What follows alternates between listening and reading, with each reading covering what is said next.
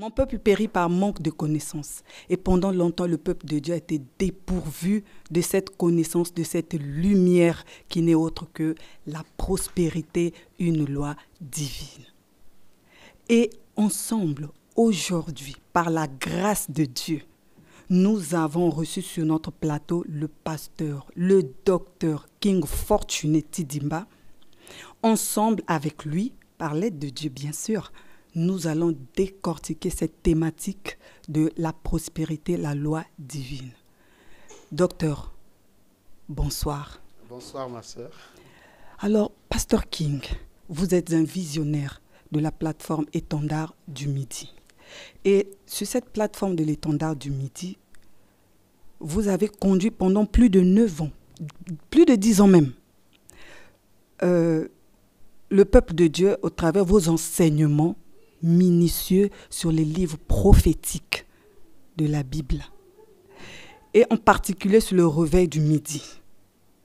Nous observons aujourd'hui que votre message s'oriente davantage vers la prospérité qui n'est autre que la loi divine. Alors, pasteur, en peu de mots, par rapport à ce que nous sommes en train de constater actuellement sur la plateforme Étendard du Midi, est-ce que vous pouvez nous expliquer cette évolution, si je peux me le permettre, cette évolution spirituelle?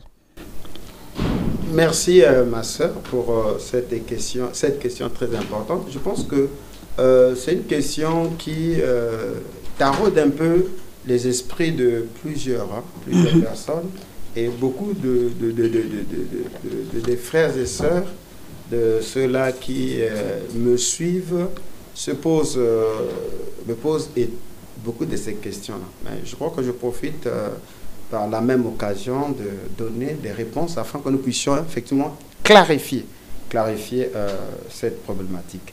Vous savez que le ministère d'un visionnaire va suivant des paliers, c'est-à-dire c'est par palier. Donc il n'y a pas un ministère statique. L'esprit n'est pas statique, l'esprit est évolutif. Voyez-vous qu'à chaque niveau, il y a un palier. Donc, lorsque nous avons commencé avec la vision du réveil de l'Afrique, nous ne l'avons pas abordé frontalement, mais étant d'abord pasteur du message, parce qu'il faut que les gens comprennent ça. Oui. Il faut que ça soit très clair. Je suis au préalable et d'abord pasteur du message du temps de la fin. Mais je crois aussi que j'ai une vision du revivalisme, c'est-à-dire la vision du réveil. Oui. Et je crois au cycle des réveils, je crois au mouvement, effectivement, des réveils suivant les races, suivant les antipodes des territoires. Je suis de ceux-là qui croient qu'il y a eu un réveil à l'Est, c'est-à-dire en Israël. Je crois de ceux-là qui croient qu'il y a eu un réveil au Nord avec la grande réforme. Je crois qu'il y a eu un réveil en Occident, à partir du réveil d'Azusa Street jusqu'au grand réveil de la guérison divine des années 50, avec le ministère de William Branham comme fer de lance. Je crois aussi que après, effectivement, le réveil de l'Ouest, il y a le réveil du Midi. Et c'est dans cette optique-là, c'est dans cette vision que nous avions mis en place les premières émissions qui gravitaient autour d'une carte prophétique que j'avais identifiée comme étant Lévitique 23 et Lévitique 25, suivant la loi des 50, parlant de la corne du bélier, du Yobel et tous les enseignements qui s'en suivaient, montrant que depuis 1965 jusqu'en 2015, il devait y avoir 7 sabbats. Et donc, le jubilé, la corne du bélier, retentissait le lendemain du 7e sabbat. Et nous avons mis aussi cette barre prophétique de 1963 à partir de l'ouverture des sceaux jusqu'en 2013. Voyez-vous que nous sommes restés dans le prophétique pour montrer que le ministère de Christ est passé du ministère du Fils de l'homme au ministère du Fils de Dieu, suivant la loi des 50. Donc de la Pâque à la Pentecôte. Et nous avons fait une extrapolation pour faire la même chose à partir du ministère du Fils de l'homme à l'ouest, jusqu'à passer au ministère de Dieu dans son peuple selon la loi des 50. Et cette fois-ci, le prochain réveil devait avoir lieu, bien sûr, en Afrique. Okay. Et maintenant, puisque c'est un problème des paliers, dans ce réveil, on a cité Sophonie 3.10. D'au-delà des fleuves de l'Éthiopie, mes dispersés, mes adorateurs m'apporteront des offrandes. On a juxtaposé cela avec Ésaïe 18, le verset 1 jusqu'au verset 7, montrant qu'il y a une terre où retentit les cliquetis des arbres, au-delà des fleuves de l'Éthiopie. Nous avons conjointement malaxé ça avec Ésaïe 19, avec l'autel et le monument, et comment Israël avec l'Égypte vont s'unir dans les derniers temps. Donc, voyez-vous, c'était aussi un autre palier. Maintenant, voyez-vous que cette partie a eu un retentissement assez énorme et ça nous a mené profondément dans la recherche, dans l'égyptologie, dans l'archéologie, dans l'anthropologie, dans l'histoire. C'était une partie qui avait beaucoup d'insistance sur la connaissance, la redécouverte, et vous voyez les ramifications que cela a produit. Et pour les gens, le docteur King doit construire sa tente rien qu'en disant la même chose. Mais ils n'ont pas compris que c'était un palier et le ministère est en train d'avancer. Maintenant, quand nous sommes arrivés là, nous avons montré que dans Deutéronome, Lévitique 26, le verset 39, s'il faut que je lise cela pour que ça soit très clair, parmi les châtiments qui devaient atteindre les enfants d'Israël dans leur dispersion, il est dit que ceux d'entre vous qui survivront seront frappés de langueur pour leurs iniquités dans le pays de leurs ennemis. Ils seront aussi frappés de langueur pour les iniquités de leurs pères. Et fut un temps où le Saint-Esprit m'a enseigné et j'ai reçu une parole réma, c'est-à-dire l'ouverture de l'esprit, et en étudiant la question sur la langueur qui frappe Israël dans la désobéissance, dans le pays de dispersion pendant 2 fois de suite. Et l'esprit m'a conduit dans la recherche. Langueur veut dire putréfaction de la pensée. Et putréfaction de la pensée amène à ce que aujourd'hui qu'on appelle le mot hébreu macaque. D'accord. Et en parlant de macaque, ça nous a renvoyé à l'insalubrité, la saleté. Et nous avons compris que c'était en fait un choc mental. Et nous avons fait des études là-dessus. On a compris que c'est la raison pour laquelle nous nous retrouvons avec des peuples qui vivent dans l'insalubrité, la saleté, la misère, la pauvreté, le dégoût même de la vie devient comme quelque chose de normal. Et c'est là où effectivement l'esprit m'a conduit de façon surnaturelle pour m'instruire que voilà la porte même du réveil du midi. Et gloire soit rendue au Seigneur, c'est au même moment que nous étions en prière et j'ai écouté un audio laissé par l'un de mes mentors, le docteur Lys Ngalibali, qui disait que Dieu l'avait donné la clé du réveil. Je dis comment il avait déjà la clé du réveil alors que moi je les ai maintenant. Et il dit que j'ai compris que cette clé se trouve dans le subconscient. J'ai boudé. Mais il raconte quoi là? Et il dit que Sigmund Freud, voyant des gens qui étaient atteints de démence, il avait compris que ça ne servait à rien de les enchaîner pour les fouetter en vue de guérison. Mais il avait compris que le problème était à l'intérieur du subconscient. Et donc, il a fallu qu'il utilise l'hypnose régressive et pour dialoguer avec cette personne étant sous l'hypnose. Et lorsqu'il trouvait le point d'ancrage qui fait que où était le traumatisme, et à partir de l'hypnose, il changeait cette information pour inculquer à cet homme une information positive. Et s'il acceptait cette information positive dans son état de demi-mort, et là il le réveillait, et directement la personne se réveille étant guérie. Et il est dit que je comprends que les Africains sont dans cet état-là. Donc, il faut régler le problème à l'intérieur du subconscient. Donc, ça s'est ajusté avec la révélation que j'ai reçue du macaque. Et du coup, cet audio-là a été coupé. Donc, pour moi, j'avais compris comme si c'est Dieu qui m'avait laissé cet audio-là. C'est la raison pour laquelle j'ai commencé à partir de ce moment, commencer à travailler, non pas seulement dénoncer le macaque, mais commencer à donner la thérapie pour traiter le macaque, c'est-à-dire quelqu'un qui est bloqué.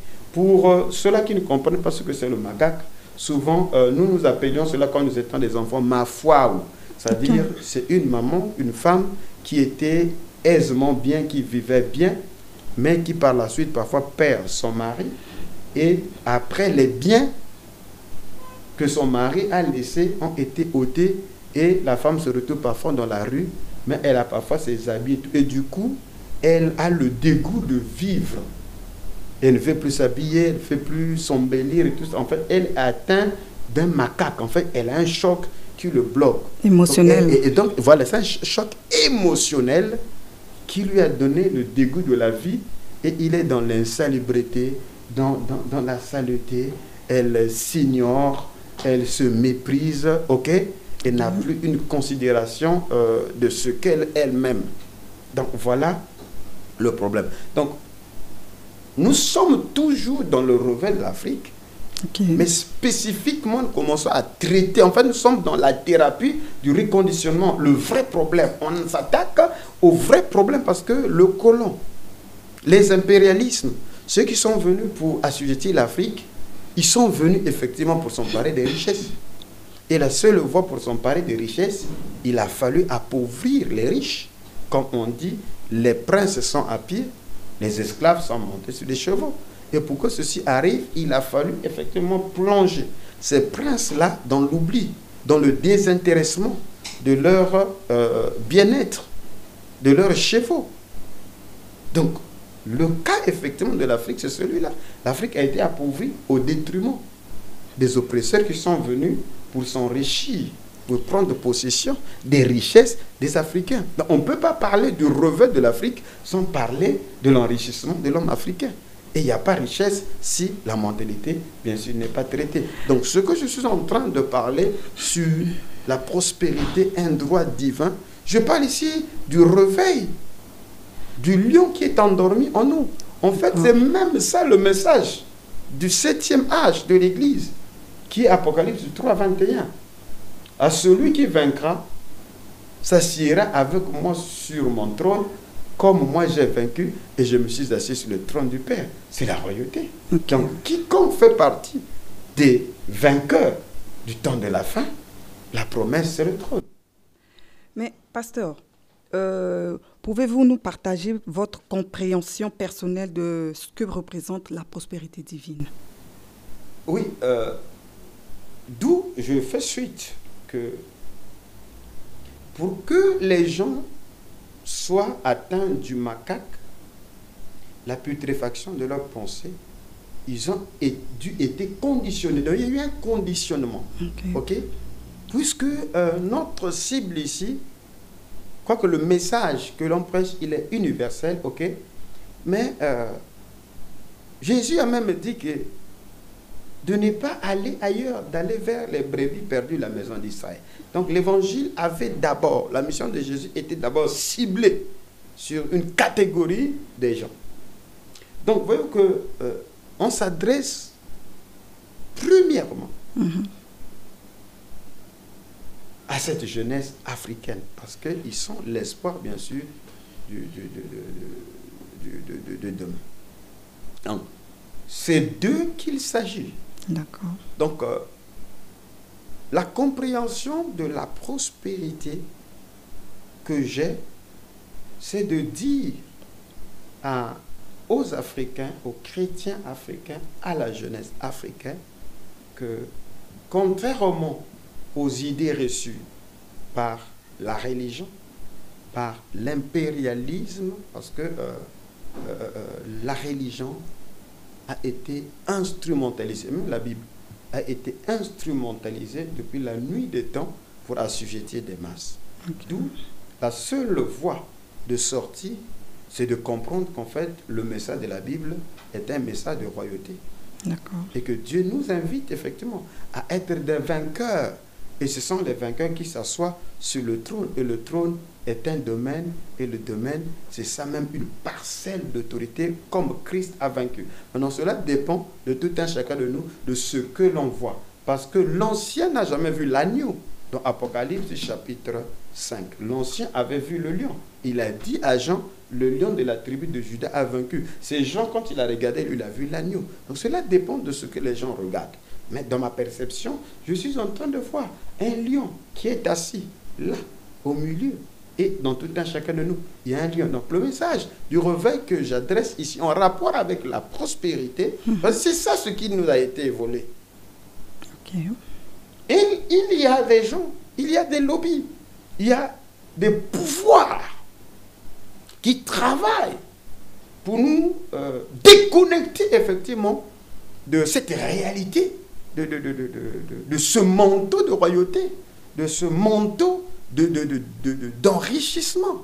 Parce que c'est inconcevable. L'on dit que les Américains sont riches parce que l'Amérique est riche. Les Africains sont pauvres et pourtant l'Afrique est pauvre. Donc cette équation est une équation inconcevable qu'un peuple assis sur des richesses et qui ne bénéficie nullement de leurs richesses. Donc le Dieu qui a placé les Émirats sur un sol riche en pétrole, que eux ils appellent Allah, veut que les Émirats vivent aisément, et ils ont transformé effectivement par la prise de conscience. Parce que fut un temps, nos pays étaient mieux organisés et mieux nantis que les Émirats arabes. Mais après 60 ans, c'est la catastrophe.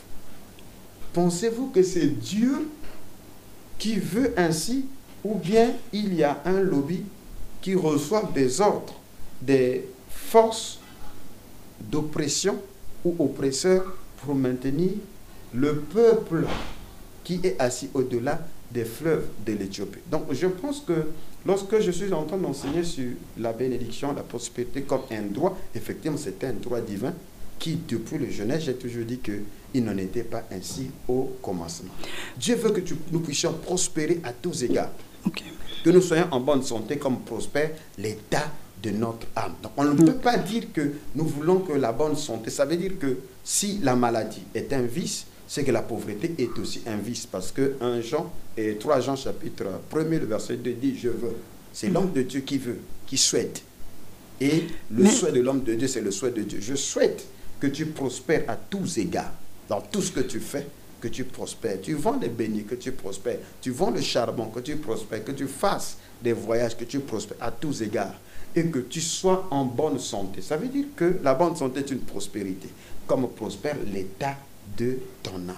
Donc, voyez-vous que vous avez le droit à la prospérité. C'est votre droit divin. Si à Pointe-Noire, il y a le pétrole, tu as le droit divin d'avoir accès à la richesse qui sort du pétrole. Mais, Pasteur Dr. King, la même Bible qui a développé l'Occident, la même Bible la même parole, le même Dieu qui a développé l'Occident au travers des lobbies. Et pourquoi cette puissance n'est pas en train de travailler au milieu de l'Afrique?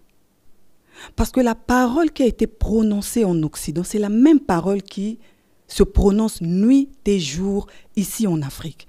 Mais c'est comme s'il y a quelque chose qui ne marche pas en Afrique et qui marche bien en Occident. Qu'est-ce que vous pouvez nous dire par rapport à ça? Oui, mais voilà pourquoi je suis en train de dire que parler la prospérité dans les pays occidentaux, elle est normale. C'est la raison pour laquelle le blanc ne peut pas accepter de vivre dans la pénurie. Pendant le Covid, les gens se suicidaient parce que pour eux, ils trouvaient qu'on portait atteinte à leur liberté. Vous voyez, chrétien ou pas, l'Occident ne supporte pas ça. Parce qu'ils ont compris que l'homme est fait pour vivre aisément, selon la volonté de Dieu. Et Frère Branham m'a dit que Dieu n'a pas créé l'homme pour que l'homme puisse se débrouiller. Dans l'unité, Frère Branham m'a dit qu'il y a une perfection qui est dans l'homme, en dépit même de son état de déchéance. L'homme vise vers la perfection. C'est la raison pour laquelle il construit les gratte-ciels.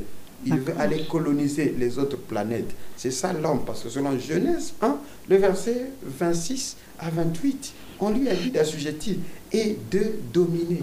Or, voyez-vous que nous sommes en train ici de discuter même sur le pain quotidien, c'est-à-dire l'équilibre du pain quotidien.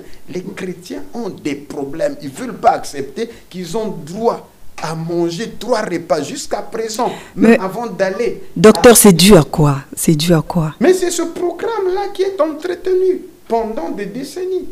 C'est un programme centenaire. C'est un programme centenaire. Il y a de cela 500 ans, nos parents n'acceptaient pas cela. Mais aujourd'hui, ça devient normal. Parce que nous nous sommes accommodés à trouver que la pauvreté, elle est normale. Et ce discours-là est véhiculé continuellement dans les milieux du culte, pensant que la pauvreté est la plateforme essentielle pour accéder au royaume. Alors que vous avez cité tout à l'heure que je souhaite que tu prospères à tous égards et que tu sois en bonne santé. Ça veut dire que la maladie est un vice. Parce qu'elle est le contraire de la pauvreté, de la prospérité. Ainsi, la pauvreté, c'est un vice, c'est un état anormal. Dieu n'a pas voulu et n'a pas voulu que Israël puisse vivre un état de manque. Israël vit des états de manque, de pénurie, c'est lorsqu'ils étaient sous châtiment. Voilà pourquoi Deutéronome 28, le verset 1er jusqu'au verset 14, leur dit que si vous obéissez aux commandements et aux lois que je vous prescris, voici les bénédictions qui vous accompagneront et qui seront votre partage. Il y a 10 bénédictions que Dieu prononce. En fait, ça veut dire que la prospérité est une promesse. C'est une promesse, mais moi j'aime plus l'appeler comme un droit. Que vous avez droit à la prospérité parce que le mot prospérité, va dans le sens de la croissance, du développement, de la multiplication. Donc, quand on dit tu es prospère, ça veut dire que tu es dans une croissance, dans une abondance illimitée. La même prospérité qui fait que quand il y a pluie, que la sémence qui va sous terre finit par germer et devenir un arbre qui va suivre ainsi le cours de la multiplication, et de cet arbre-là qui était auparavant un fruit va sortir d'autres pommes, etc., jusqu'à ce que ça remplisse des étendues ou un verger. C'est la même loi que Dieu a placée dans l'homme, qui est une loi de croissance. Depuis l'enfance, tu es en train de croître, tu es en train de croître, et quand tu as cru, à la fin, tu es appelé aussi à laisser des rejetons sur terre pour que ton nom puisse se perpétuer. C'est ça l'ordre premier qui a été donné à Adam.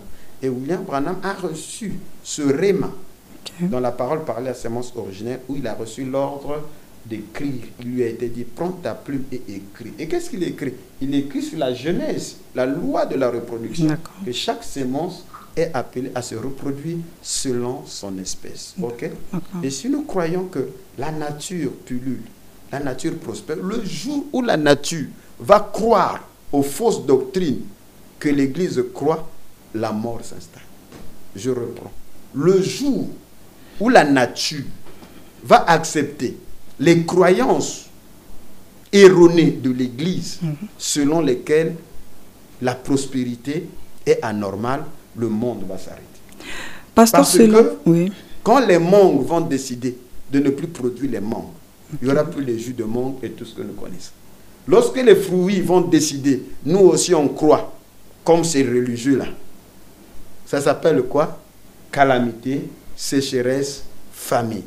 Alors, comment voulez-vous accepter que l'or et l'argent et tout ce qui est utile pour notre bien-être, pour l'échange ne puisse pas couler naturellement de la même manière que la santé coule naturellement dans notre vie. Il y a problème.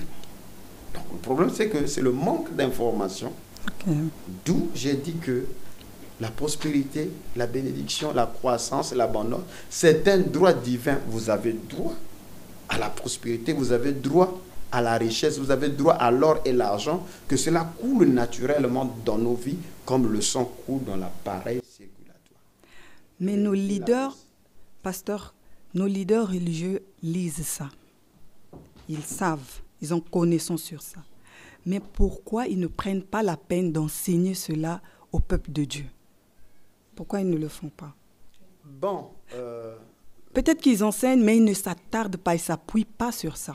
Oui, le problème, c'est quoi? C'est de temps à autre, dans les enseignements, il y a souvent, on jette, il y a des jets, que soyez bénis, soyez prospères et tout ça. Mais voyez-vous que il faut que l'on fasse de cela une insistance. Voilà. Parce que on dit souvent que la répétition est la mère des sciences. Lorsqu'il n'y a pas répétition, il n'y aura pas ce qu'on appelle en psychologie praxisme. Okay. C'est-à-dire, ça ne va pas s'installer. C'est par répétition continue, que l'information s'installe sous forme de programme.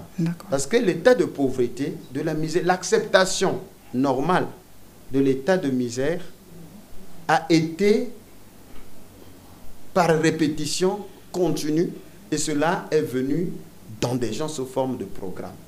Et la seule façon de changer ce programme, ou ce qu'on appelle une reprogrammation, c'est-à-dire qu'il faut déprogrammer, c'est par répétition continue, encore et encore, encore et encore. Donc ce n'est pas la même méthode qu'on va déprogrammer pour reprogrammer. J'appelle cela, et les psychologues aussi appellent cela, la thérapie du reconditionnement. Donc il faut reconditionner. C'est comme l'ordinateur, il faut supprimer un programme qui est défectueux. Il faut supprimer un programme qui est déjà abîmé.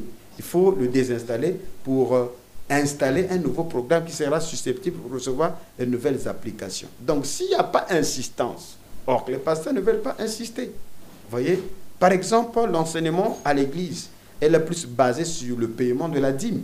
Or, la dîme devait être une action de grâce. C'est la raison pour laquelle j'ai étudié dans Genèse chapitre 12. Abraham a reçu un appel avec une promesse. Il n'a qu'un appel avec une promesse. Il n'a pas une bénédiction.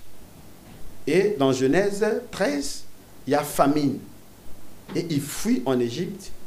Et c'est là qu'il s'est enrichi. Et quand il revient dans Genèse 14, il croise un roi à qui il rétrocède la part de la dîme. Il prélève la dîme et il la donne à Melchisédek. Et Melchisédek le bénit. Donc vous voyez que il a d'abord reçu la promesse. Il était conscient que le territoire lui appartient, que le pays lui appartient. Or, notre problème, c'est qu'on ne veut pas nous dire que le territoire est à nous, que les immeubles, nous avons droit à cela, que les belles voitures, nous avons un droit à cela. Ce n'est pas une chance.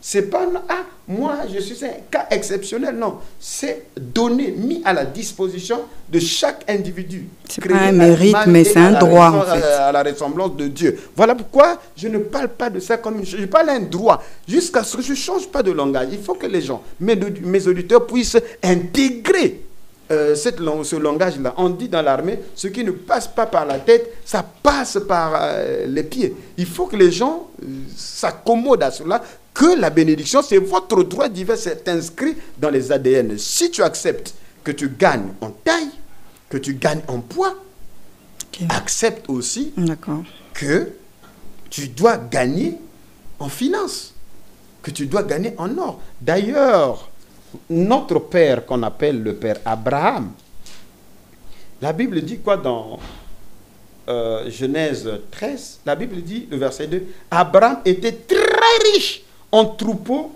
en argent et en or. C'est ça le monsieur qu'on appelle, chez les chrétiens, notre père dans la foi.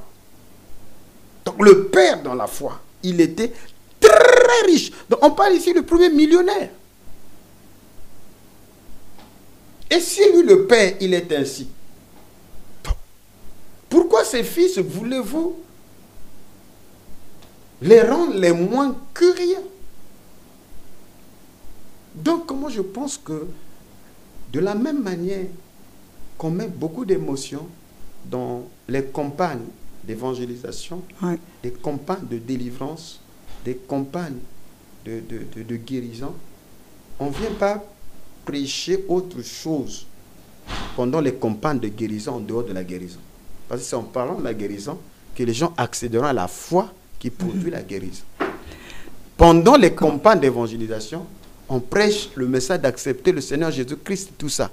Parce que c'est ça qui les amène effectivement à la repentance. D'accord. Maintenant, si on n'insiste pas sur les enseignements sur la royauté, le royaume, prospérer est un droit pour vous, ça ne viendra pas. Ça ne viendra pas par chance. Pasteur, vous avez énuméré un mot, la dîme. Et nous savons tous que pour que les cieux soient ouverts dans notre vie, il faut payer la dîme. Et nous remarquons dans nos tabernacles, dans nos églises, dans nos bâtiments, le peuple de Dieu paye la dîme chaque mois. Mais rien ne change. Le ciel reste fermé. Et ça, on n'a même pas besoin qu'on nous prophétise. Rien qu'à voir, tu sens que le ciel de la vie de cette personne est fermé. On donne les offrandes. Le ciel est toujours fermé. Alors, pasteur, par rapport à ça, est-ce que la Bible se contredit? Ou bien c'est nous qui donnons mal les offrandes? Ou c'est toujours les enseignements qui nous manquent? Bon, je ne veux pas porter préjudice sur le fait que les fils de Dieu font un acte aussi honorable pour honorer, obéir la loi de Dieu. D'ailleurs, je suis en train de citer continuellement Deutéronome 28, si tu obéis au commandement, tu respectes les préceptes, voici les bénédictions qui seront ton partage. Le problème n'est pas parce que, voyez que ces choses-là ont été développées sous forme de rituels aujourd'hui. C'est de façon rituelle. On est dans le rituel. Dans le rituel, quand tu ne donnes pas, tu es même interpellé. Pourquoi tu ne donnes pas? Voilà. Ça? Et on fait de cela un enseignement. Moi, je pense que l'enseignement ne devait pas être la dîme. L'enseignement devait être la prospérité. Vous voyez? L'enseignement devait être la prospérité. Or, on enseigne la dîme et on combat l'enseignement de la prospérité. Alors qu'ils sont interconnectés, interliés. La Bible dit que mettez-moi de sorte à les pleuves si je n'ouvre pour vous les écluses dessus et je ne déverse la bénédiction en abondance. Or, la bénédiction se retrouve dans Deutéronome, je crois, chapitre 28, le verset 6 comme ça, que s'il m'est permis de retrouver ce chapitre-là. Donc, qu'est-ce que je veux dire par là? C'est qu'il y a un problème d'antagonisme. Et lorsque nous gérons l'antagonisme, il sera difficile que les écluses des cieux s'ouvrent, bien sûr, sur nous. Donc, dans Deutéronome 28, ici, il est dit...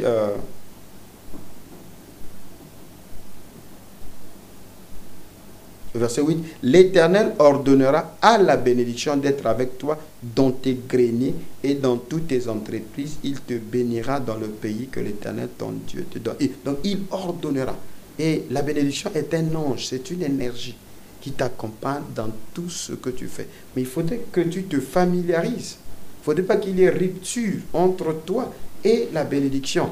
Or, que dans la plupart des cas, c'est que d'une part, il y a celui qui paie la dîme et d'autre part, on croise les ancrages, c'est-à-dire les blocus, les interdits. Vous verrez qu'il y a une maladie, il y a une information sournoise et subtile qui se trouve dans la majorité des chrétiens, c'est que les chrétiens vivent dans la peur. Ils ont la peur. Ils ont la peur parce que la majorité des enseignements qu'on reçoit dans les lieux de culte, ce sont des enseignements qui génèrent la peur. Et tant que cette peur-là n'est pas vaincue, il sera difficile que vous soyez capable d'ouvrir le ciel. Parce que les gens ont peur. les écritures mal interprétées selon lesquelles que s'ils ont l'argent, ils sont dans l'abondance, ils sont prospères, il leur sera difficile d'entrer dans le royaume des cieux. On les a dit que l'argent est la racine de tous les maux et tout le monde a accepté cela, mais ils n'ont pas lu en bas. Qu'il est difficile à un riche de rentrer dans le royaume des cieux, et tout ça, la répétition de tout ça. C'est la raison pour laquelle moi, j'ai demandé à un pasteur qui m'avait dit que de toutes les façons, tes enseignements du genre la prospérité est un droit divin, le pasteur a dit que c'est un titre inapproprié. Et je lui ai posé la question, mais alors, prélèves-tu la dîme? Il dit, je le prélève. Il dit, pourquoi tu la prélèves? Il dit que c'est parce que Frère Branham l'a dit. Donc, vous voyez que de telles idéologies, de telles pensées, vous pouvez payer la dîme. D'ailleurs, vous la payez, c'est qui la croit, qui l'agite, dans la mesure où déjà celui qui reçoit la dîme a déjà des chaînes, il a des limites. Vous pensez que vous allez accéder à un niveau de bénédiction? Jamais, jamais du tout, parce que vous avez des limites. Regardez ce que Paul dit quand il enseigne à Timothée. Il dit bien sûr que les gens devaient avoir la paix et que l'argent était la racine de tous les maux. Et c'est là où les prédicateurs se sont arrêtés. Mais ils n'ont pas lu en bas. Le verset 17, Paul dit dans 1 Timothée 6, le verset 17, recommande aux riches du présent siècle de ne pas être orgueilleux et de ne pas mettre leur espérance dans les richesses incertaines, mais de la mettre en Dieu qui nous donne avec abondance toutes choses pour que nous en jouissons. Donc voyez-vous que la question de la jouissance, Dieu donne ici avec abondance. Donc voyez-vous que, en dépit de ce que Paul est en train d'avertir, le danger de l'enrichissement lorsque on n'est pas dans le royaume, ok? Mais il montre, dit, parmi eux, il y a des riches.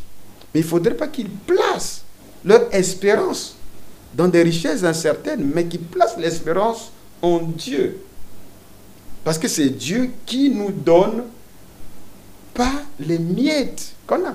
Donc nous, on a été conditionnés à accepter les miettes. On nous a dit, c'est même nous sommes des chiens qui mangeons les miettes qui tombent à table. Alors qu'à table, ce sont les fils du royaume. Mais les pasteurs ne nous ont pas dit que c'est nous, les fils du royaume, qui sommes assis à la table. Donc Dieu donne avec abondance toutes choses. Pour faire quoi? Pour que nous en jouissons.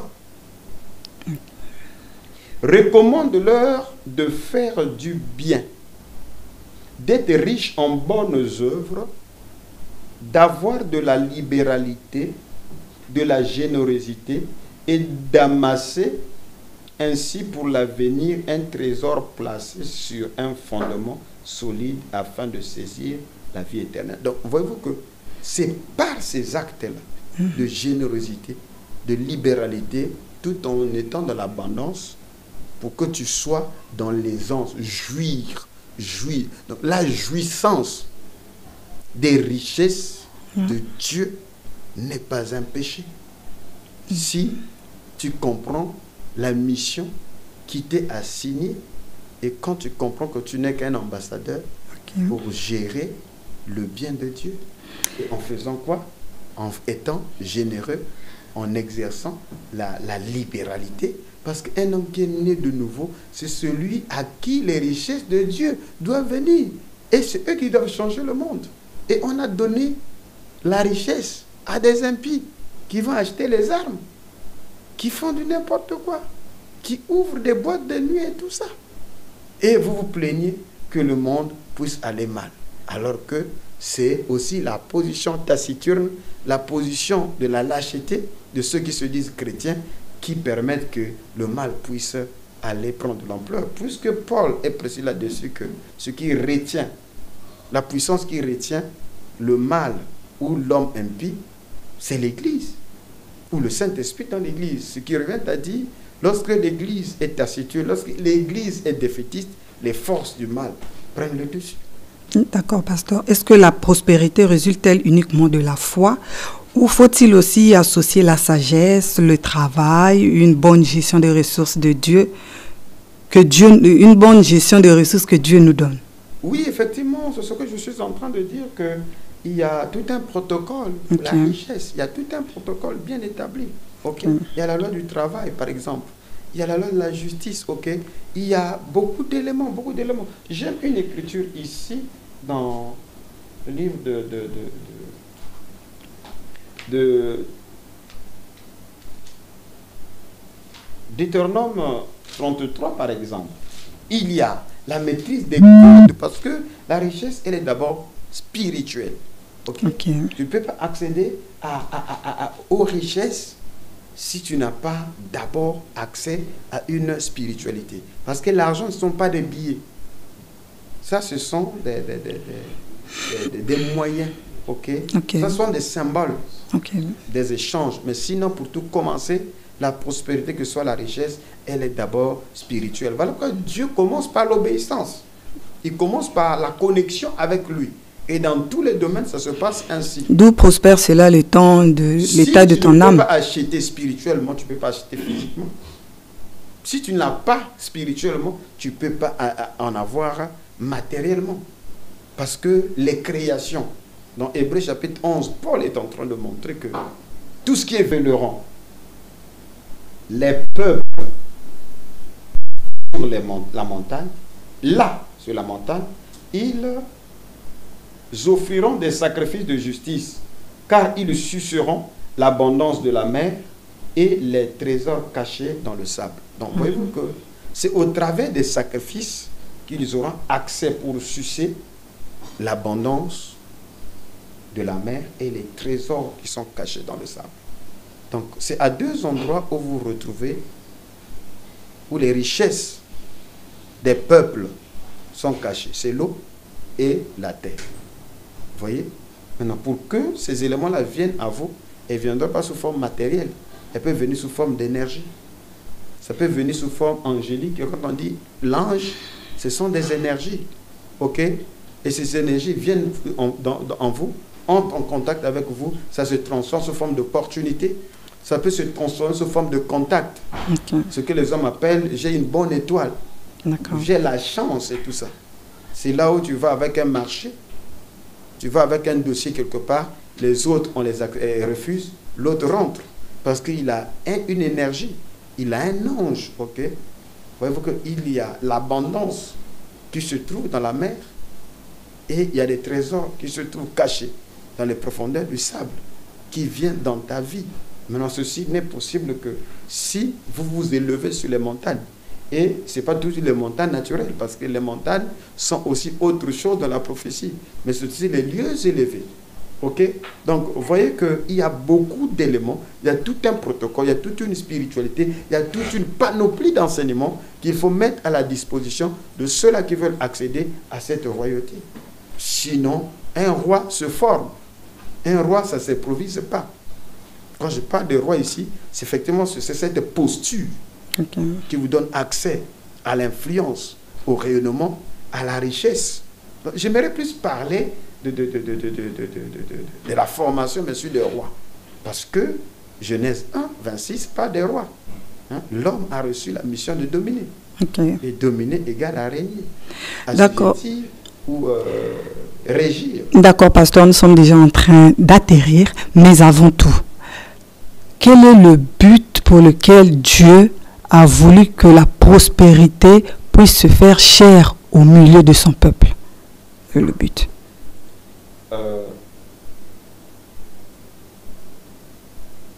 Vous savez que la Bible, j'aimerais la scinder en trois époques distinctes. Ok? Il y a la partie Genèse, qui est la pensée de Dieu vis-à-vis de l'humanité. Mais cette pensée divine vis-à-vis de l'homme est une pensée de prospérité. D'accord. Voilà quoi, avant que Adam ne soit créé, il y a déjà un jardin qui existait. Et ça, c'est une pensée, une clé très importante qui est capable, effectivement, de déverrouiller la chambre afin que le lion qui dort en vous puisse se réveiller. Que de comprendre que avant que l'homme ne soit créé, il y avait déjà un jardin. D'accord. Donc, ce n'est pas l'homme qui a été créé et après Dieu crée un jardin. Non. Il y a un jardin qui a précédé l'homme et quand l'homme est créé, il est placé dans le jardin afin qu'il le garde, afin qu'il le cultive. C'est pour ainsi dire que accepter la pauvreté, c'est un état, c'est un manque d'information, c'est un choix. À partir du moment où tu m'entends parler, c'est un choix. Si ce que je te dis là, tu l'avais écouté il y a 20 ans ou 30 ans de cela, tu ne serais plus la même personne. Parce que tu aurais dû prendre une décision plus tôt. D'accord. Donc, parce que avant que l'homme ne soit créé, il y avait déjà un jardin. Sache que avant que tu ne naquis, Dieu avait déjà mis des prédispositions pour que tu mènes une vie de succès, une vie d'excellence, une vie de gloire. Le problème, c'est que c'est parfois l'environnement dans lequel tu as grandi qui t'a conditionné et qui t'a désorienté. Et si tu as la chance de suivre ou que cette vidéo te parvienne, c'est que c'est Dieu qui te visite, c'est Dieu qui te donne les clés. Et d'abord, déjà, les clés sont là et la porte de la prison est déjà ouverte. Que le lion qui sommeille en toi puisse véritablement se réveiller. Pasteur, cette vie de gloire, cette vie de succès, pour l'avancement du royaume des cieux ou bien juste pour la vie personnelle? David, dans sa prière, lorsqu'il fait la récolte des offrandes, il dit, qui suis-je moi et mon peuple pour que nous puissions te faire ces offrandes volontaires? Tout nous vient de toi, nous recevons de ta main tout ce que nous t'offrons. Okay? Donc, par cette prière, par cette loi, ça nous met dans une position d'administrateur. Parce que lorsque il est qu'il domine, c'est qu'il gère, qu'il administre, qu'il développe un leadership. Donc, l'homme à la création est un leader, c'est-à-dire c'est lui qui administre. Il est comme un berger qui gère ce qui appartient à son père. Et en gérant, il n'est pas appelé à vivre dans la pénurie, il doit jouir. Donc, je pense que si nous sommes en train de développer ici, Paul a été précis dans les Timothées que parle à ces riches comment ils doivent voir. Donc, il y a tout un protocole. Et je pense que prochainement, il faudrait qu'on parle des protocoles de la richesse. Parce que le Seigneur n'a jamais été contre la richesse. Dans le Nouveau Testament, il a été contre l'avarisme. Alors que toutes les paraboles qu'il fait allusion, parlant des riches, c'était des avares. Cet homme qui avait fait un champ, et son champ avait produit. Quelle a été sa réponse? Oh, mes champs ont produit, je vais abattre mes greniers pour en faire des nouveaux. Mange et bois. Jésus lui dit insensé. Mais comment quelqu'un qui a accédé à une récolte peut être appelé insensé? Pourquoi? C'est parce qu'il a méconnu la raison pour laquelle Dieu lui a mis dans un état d'abondance. Et d'abord, il devait commencer par être reconnaissant, ce qu'on appelle la gratitude. D'accord. Et Abraham a été reconnaissant, voilà qu'il est allé retrocéder à Dieu ce qui est à Dieu, la dîme à Dieu. Parce que dans les lois, c'est que le riche, quand il s'enrichissait, il repartait au temple. Et il partageait une partie de sa richesse en 5. Il y avait la part du Lévi qui est la dîme, il y a la part de la veuve, et la part de l'orphelin, il y a la part de l'étranger, et il y a la part de l'indigent. Donc ce monsieur qui était riche, dans le livre de Luc, il s'en fout de tout ça, il ne vit que pour lui-même. Ça s'appelle l'égoïsme ou l'égocentrisme. Jésus enseigne, vous devez vous préserver de toutes sortes d'avarice. Les enseignements de Jésus ne sont pas contre le bien-être, n'est pas contre la prospérité, mais il s'attaque à l'avarice. Alors quand Paul dit à ces riches-là, voilà ce que Dieu veut. Donc, il faut être riche selon Dieu. Et celui qu'on appelle le riche qui était avec Lazare, voilà que sa méchanceté, il avait la capacité de soigner Lazare. D'accord. Pourquoi il dit à Lazare d'aller dire à mes frères de changer? Ça veut dire que c'est une famille qui ne vivait que pour eux-mêmes. Donc, il faut enseigner, effectivement, voilà pourquoi Jésus a dit, cherchez premièrement le royaume de Dieu et sa justice. Donc, il y a toute une justice. Et la justice de Dieu, c'est ainsi les principes, les préceptes, comment gérer la richesse de Dieu, de reconnaître effectivement la raison pour laquelle Dieu a mis les richesses à ma disposition. Aux États-Unis, il y a tout un mouvement qui s'est développé appelé les philanthropes. Donc, tu ne peux pas être riche. Pourquoi accumuler les richesses pour soi-même? Il faut redistribuer cela. Il y a, je crois que c'est les Rothschild, qui ont introduit la philanthropie. Et aujourd'hui,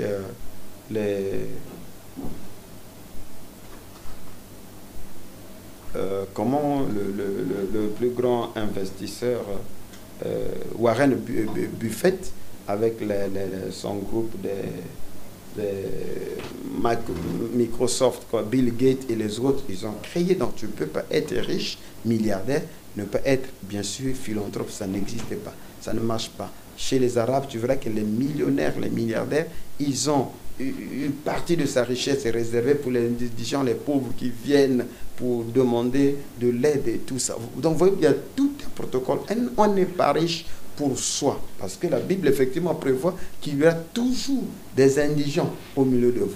Donc la raison pour laquelle je suis en train de vous adresser ici ce message, c'est pour que vous puissiez comprendre que vous êtes né pour un but bien précis. Vous êtes né sur terre pour briller. Dieu a placé en vous un potentiel énorme.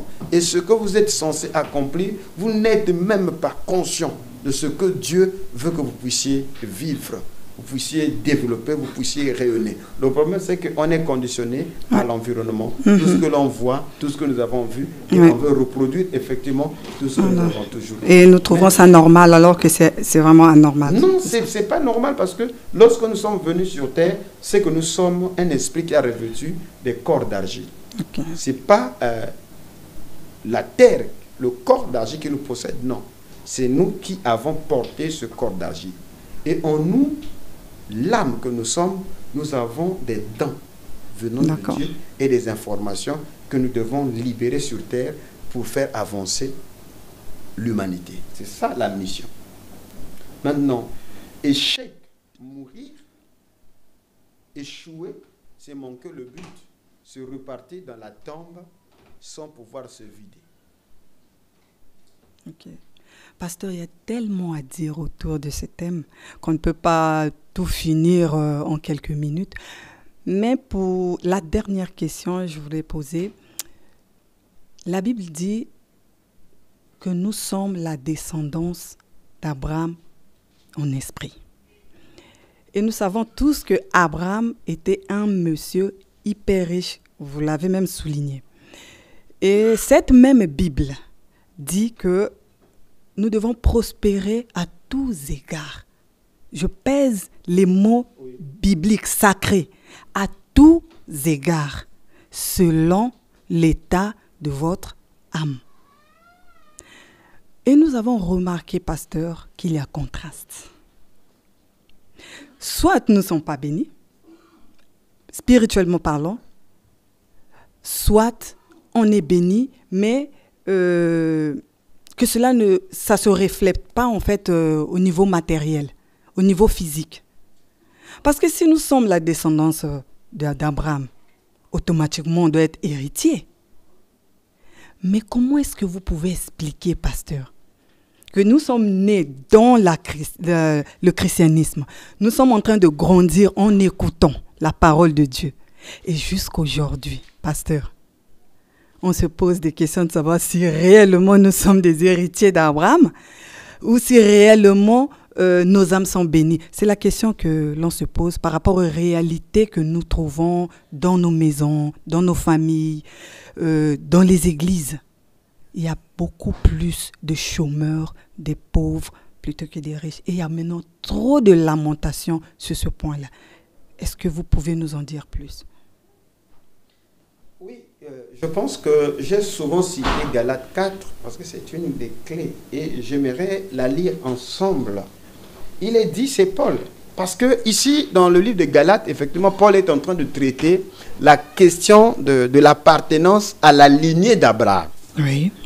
Le livre de Galates, Galates 3 et Galates 4. Donc Galates 3, 16, il dit que Christ nous a racheté de la malédiction de la loi, car il est écrit, maudit soit quiconque est pondu au bois. C'est pour que la bénédiction d'Abraham eut pour nous les païens un accomplissement en Christ afin que nous recevions l'adoption. C'est-à-dire quand on dit l'adoption, c'est que ceux-là qui n'étaient même pas de la famille d'Abraham, ils sont intégrés dans la famille d'Abraham. Et être intégré dans la famille d'Abraham égale à héritier, être des rois. Parce qu'il a été dit à Abraham, des rois sortiront de toi. Donc, quand on est de la lignée d'Abraham, tu es roi. J'aimerais que tu puisses accepter cela. Je suis de la lignée d'Abraham, je suis un roi. Je l'accepte. Et lorsque on est lignée d'Abraham, c'est que d'office, on a la royauté.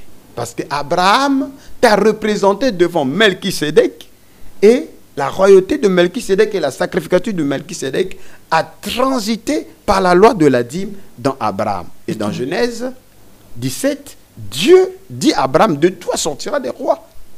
Okay. Et Exode 19, le verset 6, il dit, vous serez un royaume des sacrificateurs.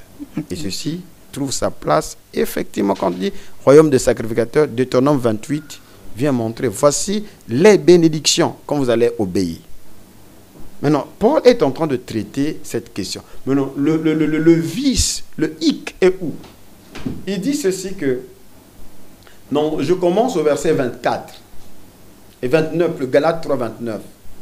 Et si vous êtes à Christ, vous êtes donc la postérité d'Abraham, héritier selon la promesse. Okay. Vous savez, le problème, le hic, c'est que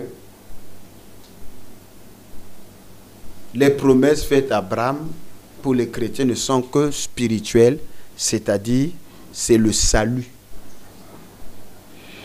C'est cette théologie-là qui est propagée. C'est-à-dire, j'appelle cela, cette théologie, elle équivaut à de la sorcellerie. C'est fort, hein? Oui, parce qu'en sorcellerie, tu peux être puissant de l'autre côté, surtout la sorcellerie africaine. Hein? Ouais. Tu peux être puissant de l'autre côté, dans l'autre monde, appelé le monde de ténèbres, mais tu souffres dans le monde réel. On dit que non, cette fille-là est une reine dans l'autre monde et dans ce monde-ci.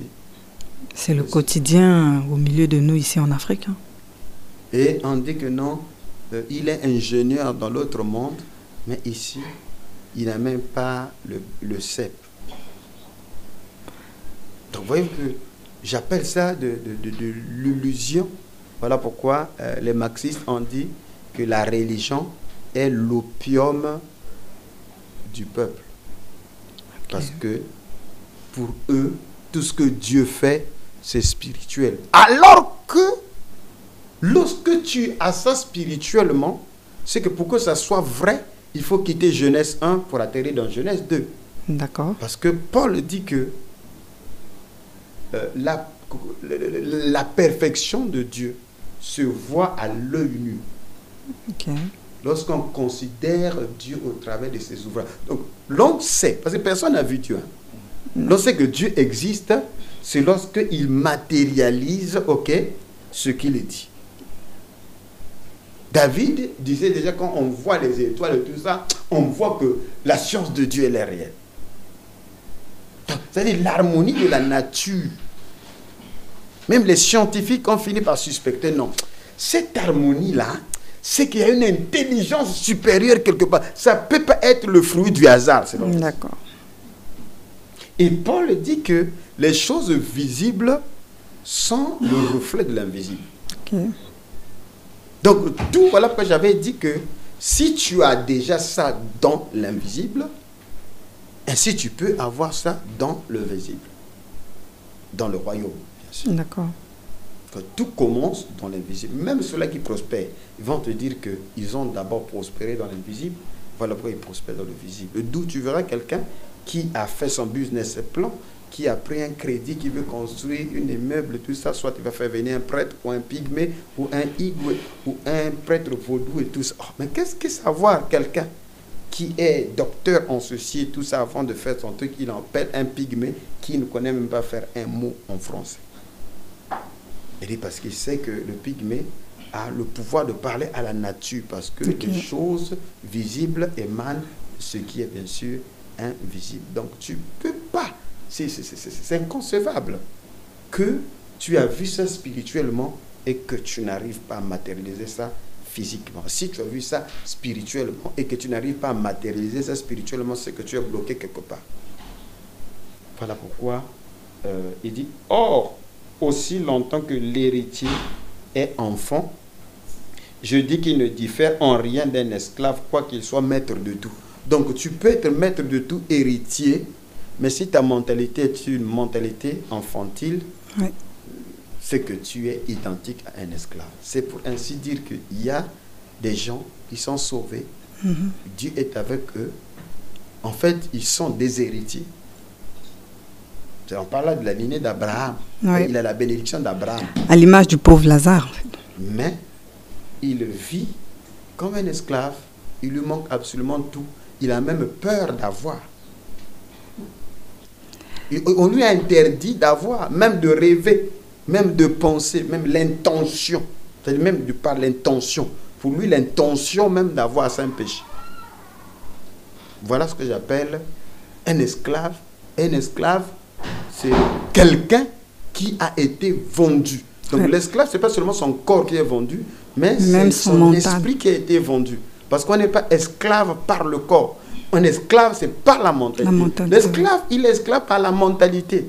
Voilà pourquoi vous verrez, dans le film de Racine, il y a Toby et il y a Kunta Kinte. Kunta Kinte est de la lignée princière. Oui. Lignée royale. C'est un prince déporté aux États-Unis. Mais il dit que lui, il est toujours dans la joie, il ne connaît pas la tristesse et tout ça. Il dit à Violent qui est né esclave aux États-Unis, quand Kunta Kinte lui dit que non, on va fuir, il dit pour aller où? Mais en liberté. Il dit la liberté, c'est quoi? Dans Violent, son mindset, c'est-à-dire sa mentalité, la liberté n'existe pas. Il dit que je suis un esclave, ma mère était, mon père était esclave, moi je suis un esclave, mes enfants sont des esclaves, les enfants de mes enfants sont... Il n'y a pas possibilité de liberté. Mais donc, il ne sait pas. Donc, lorsqu'il bouge la tête, il réfléchit tout à violent. Il sait que tout ce que je sais, c'est de jouer au violon pour que le maître dort et je danse et tout ça. Son rôle, c'est ça. Voyez-vous? Mais il y a un autre, malgré les chaînes, il cherche toujours à couper la chaîne parce qu'il croit qu'il y a quelque part, il y a un monde où les hommes sont ainsi libres. Donc, tu vois que c'est un problème. Ce qui fait la différence entre violent et Kunta, c'est un problème de mentalité, c'est un problème d'information. Donc, vous voyez que c'est là le problème. Ce n'est pas le problème du Fils de Dieu, c'est un problème d'information, c'est un problème de mentalité. Donc, on peut être héritier, mais si notre mentalité est encore infantile, on n'est pas différent avec un esclave. On vit comme un esclave. Et un esclave ne peut pas hériter. D'où, en ce moment, on arrive à la conclusion selon laquelle c'est un problème de choix. Et Matou Salem a chanté une chanson que j'aime bien, le choix, tout est choix. La pauvreté est un choix. Tout ce que vous allez devenir, c'est votre choix. C'est un problème de choix. Donc, ne vous identifiez pas à un certain pauvre. Pendant la période médiévale, tout ça, il a fait ses choix. Et je ne suis pas obligé de faire mes choix. Parce que dans la Bible, il y a eu des pauvres, il y a eu des riches. Moi, j'ai choisi la richesse. J'ai choisi Salomon. Pourquoi ne pas choisir, comment il s'appelle, Boaz? C'est aussi un personnage de la Bible. Pourquoi ne pas choisir Daniel? C'est un haut cadre dans un royaume. Ok, troisième personnalité. Il y a des Joseph, ok. Il y a les femmes sunamites, il y a Lydie la marchande de pourpre, il y a Marie de Magdala, il y a la femme de Souza, il y a le conseiller de distinction, Joseph d'Arimathée. Pourquoi ne pas choisir ce genre de personnage? Il y a le Nick éthiopien. Pourquoi ne pas choisir ce genre de personnage? Donc, si vous voulez être Bartimée, c'est question de choix. Mais je vous dis que tout ce que vous allez devenir dépend des choix que tout un chacun de nous a fait. Et les choix sont le résultat des informations que nous avons. Parce que tu ne peux pas faire un choix excellent si tu as des fausses informations. Ce n'est pas possible. Tes choix sont contrôlés par la qualité, le niveau des informations que la personne possède. Tout est choix. Matérialiser la bénédiction, matérialiser la prospérité est un choix. Pasteur, nous sommes arrivés à la fin de notre numéro, de notre émission. Et nous avons fini par le mot choix, mais prochainement, nous reviendrons encore sur ce même mot choix en ce qui concerne toujours la prospérité, le droit divin. Merci, pasteur, pour avoir répondu présent à notre rendez-vous. Merci à vous aussi qui êtes en train de nous suivre. Je remercie aussi la cabine technique, le peuple de Dieu, partout dans le monde. Que le Seigneur vous bénisse richement, abondamment. Alors, pasteur, à nous revoir très bientôt sur notre plateau. Merci. Au revoir.